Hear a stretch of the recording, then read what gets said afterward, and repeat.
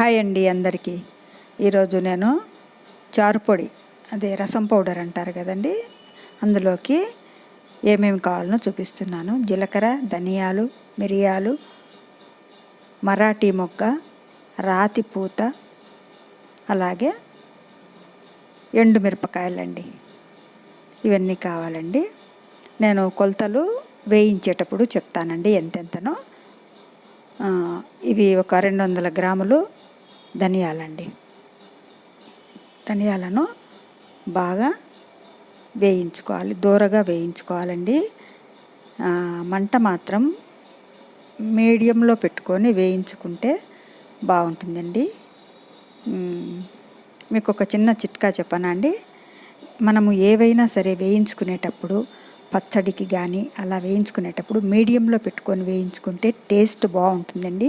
మంట పెద్దగా పెట్టి వేయించితే అంత బాగోదండి. అదండి.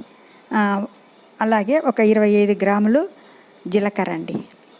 ఈ జీలకర్రను కూడా బాగా దూరగా వేయించుకొని మంచి వాసన వస్తుందండి. అప్పుడే మనకు వేగిపోయింది అనడానికి మనకు గుర్తు ఏమంటే మంచి స్మెల్ వస్తుందన్నమాట. బాగా వేగిన స్మెల్ వస్తుంది.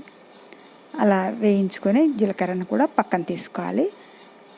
మిరియాలండి, 10 గ్రామ్స్ మిరియాలు తీసుకొని దానికి ఆయిల్ అండి, ఎక్కువ వద్దు ఆయిల్, ఒక 2-3 డ్రాప్స్ చాలండి. అలా వేసుకొని అవి కూడా బాగా వేయించుకోవాలి. అవి కొద్దిగా చిటపట్లాడతాయండి. వేగితే కనుక బాగా చిటపట్లాడతాయి, ఎగురుతాయి అన్నమాట బాగా. అదండి. తర్వాత మరీ కొద్దిగా ఆయిల్ వేసి అందులోకి మన మరాఠీ మొగ్గ అంటాం కదండి, దీన్ని మేము మరాఠీ మొగ్గ అంటాము.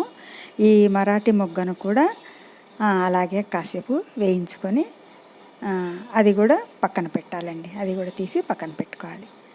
తర్వాత దీనికి మరి కొంచెం ఆయిల్ వేసి ఒక 2 స్పూన్లు 3 స్పూన్లు పడుతుందండి ఆయిల్. దీనికి ఒక 2-3 స్పూన్ల ఆయిల్ వేసి, ఇది రాతిపూత అంటామండి, బ్లాక్ స్టోన్ ఫ్లవర్ అంటారు ఇంగ్లీష్లో, రాతిపూత.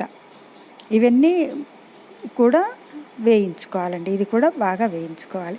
ఇవన్నీ మసాలాలండి. కొంచెము చారు పొడికి మేము ఈ మసాలాలు కంపల్సరీ వాడతామన్నమాట. మా అమ్మ ఇలాగే చేసేది, మేము కూడా అలాగే చేస్తామండి. చాలామంది వేసుకోరండి, ఇవన్నీ వేసుకోరు, కానీ మేము మాత్రం కంపల్సరీ వేసుకుంటాము. మీరు కూడా ఒకసారి ఇలా చేసుకొని చూడండి. స్మెల్ చాలా బాగుంటుందండి. రసము స్మెల్ చాలా బాగుంటుంది. అలాగే ఒక 200 గ్రాములు తీసుకున్నానండి నేను. ఇవి ఎండుమిర్చి, 200 గ్రాములు ఎండుమిర్చి తీసుకొని వేయించుకున్నానండి. అవి కూడా కాస్త కలర్ మారే వరకు వేయించుకోవాలి. ఆయిల్ వేసి వేయించుకోవాలండి. చూడండి ఎంత మంచి కలర్, ఎంత బాగున్నాయి చూడండి. ఎండుమిర్చి ఇవంతా, మొగ్గ, పూత, జీలకర్ర, ధనియాలండి ఇవంతా. ఇవి మొత్తం అన్నీ కలిపేసినానండి. దీంట్లో అన్నీ కలిపేసి ఒకసారి బాగా కలుపుకొని మిక్సీకి వేసుకోవాలండి. ఒక 2-3 సార్లుగా మిక్సీకి వేసుకోవాలి. బాగా మెత్తని పౌడరు వేసి పెట్టుకోవాలండి. మాకైతేనండి ఈ రసం పౌడరు బాగా ఇష్టమండి. ఇది మేము ప్రతిరోజు ఈ రసాన్ని వాడతామండి. కంపల్సరీ మాకు ఈ రసం ఉండాలండి మాకు అన్నంలోకి.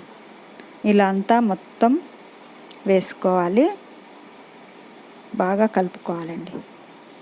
ఉండలు లేకుండా బాగా మెత్తగా చేసుకోవాలి పొడినంతా. బాగా అంతా కలుపుకున్న తర్వాత ఒకసారి దీన్ని స్టోర్ చేసుకోవాలండి. ఒక డబ్బాలోకి కానీ, ప్లాస్టిక్ డబ్బాలోకి కానీ, లేదంటే స్టీల్ డబ్బాలోకి కానీ వేసుకొని అంతా స్టోర్ చేసుకోవాలండి. ఇంతేనండి. ఇంకా ఈ రసం పౌడరు చాలా బాగుంటుంది. మీరు ఒకసారి చేసుకొని చూడండి. అలాగే నేను చారు కూడా ఎలా పెట్టాలో చూపిస్తున్నానండి. నేను 1.25 కానీ 1.5 కానీ గ్లాస్ కానీ నీళ్లు తీసుకున్నానండి. తీసుకొని అందులోకి కాస్త పసుపు, అలాగే సరిపడినంత ఉప్పు వేశాను.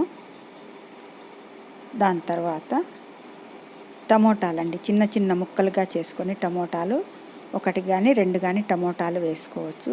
అలాగే నేను కాస్త పుట్నాల పప్పు వేశానండి. ఇది ఒట్టి నీళ్లు కాబట్టి ఇది లైట్గా వస్తుంది కాబట్టి కొంచెం మనం పుట్నాల పప్పు వేసుకున్నామంటే కాస్త చిక్కదనం వస్తుంది.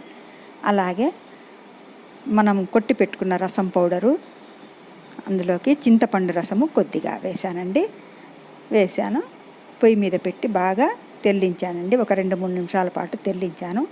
లాస్ట్లో మనము స్టవ్ ఆఫ్ చేసిన తర్వాత కొత్తిమీర వేసుకోవాలి. అలాగే పోపు కూడా వేసుకోవాలండి. Thank you for watching.